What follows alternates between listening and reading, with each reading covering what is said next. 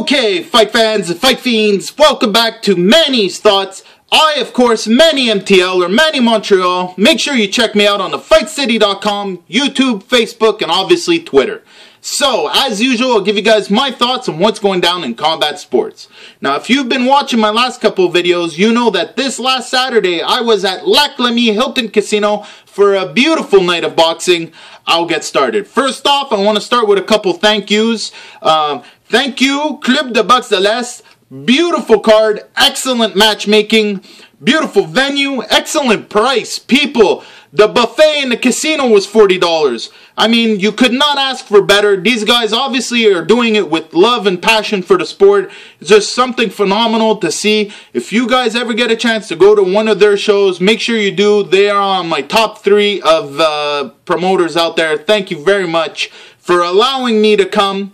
Chapeau, Mr. Bernish. It was a very good, just a great night of fights all the way around. And like I said, it was going to be a tough one. Now, instead of giving you all the results and stuff, I'm just going to give you a couple highlights, a couple highs and lows. First, the high. Custio Clayton put away his guy in 1 round, 1 minute. It's one punch. It was a left hook. I barely took a sip of my drink and it was over. Wow. Stephen Butler had a bit of a tougher fight than he thought he would. No KO for him this time. It was only a 6-rounder. Probably needed a couple more rounds to put away this tough son of a gun. Beautiful fight from him. Now, low of the night. They robbed my boy, Frank Cotrona. He put on an excellent fight. He's a fighter's fighter. I mean, everybody in that room, other than the judges, knew who won. So, I mean, look at the fight on the video. Watch when the hands get raised. Even his opponent was like, oh, me? Oh, okay. Frank won. And that's all that really matters. Screw the record. Frank, you're a fighter's fighter. Everyone knows what's up. I'm going to be there in your next fight, and everyone in Montreal should know your name and go to the next one too, because not since Arturo Gatti had we had someone in Montreal with your kind of balls. Thank you, Frank. I'm going to see your next fight. That being said, Shaquille Finn. Woo-wee! Shakeel. What a beautiful fight. Fight of the night, by the way, people. Opened up the card, just set the bar too high for everyone else. Just great stuff from Shakeel. Exactly like I said. If this kid puts his foot on the gas, there is no stopping him. Holy smokes. 4 knockdowns, people. 4 knockdowns. And this is partially because Ian told him to slow down in the second. Ian McKillop in his corner, former champion, 2 greats and champions, the Grant brothers in his corner. I mean, there's 3 champions in your corner. Who do you think's gonna win?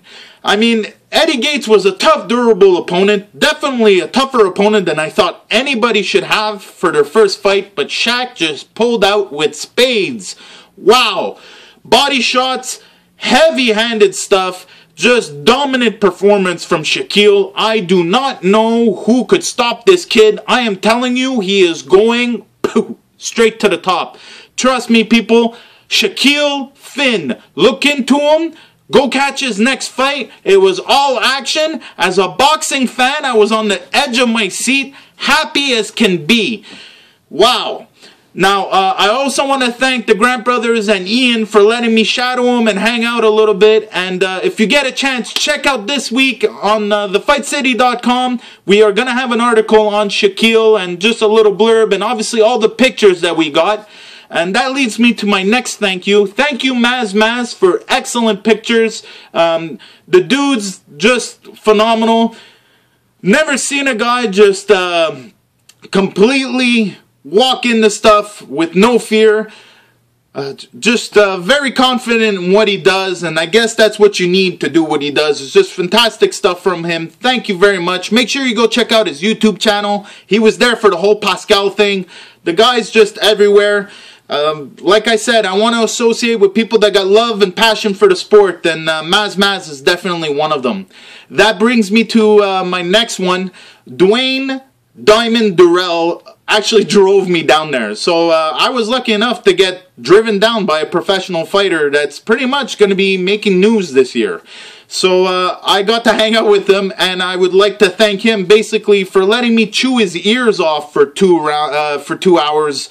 It must have been tough on him to drive me around. I know I was super excited for the fights and stuff and probably talking a lot. Good on you for not losing your cool on me. Thank you. That being said, my last thank you, I want to thank the guys over at Beaver Boxing. They are inviting me to their card in Ottawa on February 20th. Listen, it's an amateur card. The kids get in for, what, $10? And the adults get in for $15. Beautiful venue. Great little card. I'm going to do everything I can to try and go out there. I'll keep you guys posted on it. Make sure you look into them. Great little boxing club. Thank you, by the way.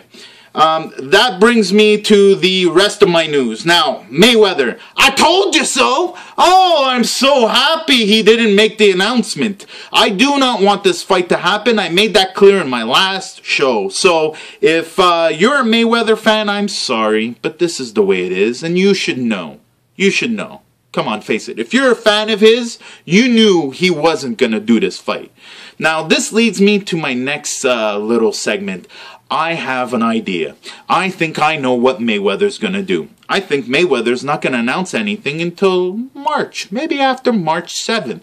Why March 7th, Manny? Well, let me tell you about some weird things that's going on somewhere else, but still relatively close to Mayweather. Keith one-time Thurman. Okay, so Al Heyman's got this big deal with NBC, and Adrian Broner and Keith Thurman are going to be fighting on this card. Keith Thurman's fighting the Ghost Guerrero. It's going to be, and Broner's fighting Molina. It's just a nice fight, and it's going to be a good card for TV, so I'm happy. I'm very happy Al Heyman's giving this to the masses. However, here's a little weird thing that just slid by in the news that not a lot of people caught.